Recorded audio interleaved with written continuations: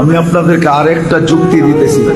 হতে পারে কোনোদিন সকালে উঠা দেখবেন মসজিদ নাই,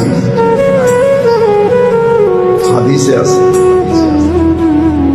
কোনোদিন সকালে উঠা দেখবেন মসজিদ নাই, উঠায় নিয়ে নিবে আল্লাহ।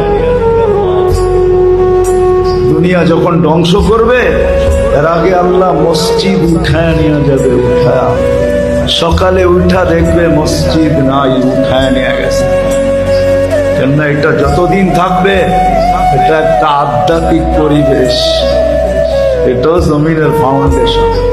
মসজিদ গুলাকে আমাদের আগে উঠায় নিয়ে মুসলমান দেখবে একদিন সকালে উঠা দেখবে কোরআন পড়া আছে কিন্তু একটা অক্ষরও নাই,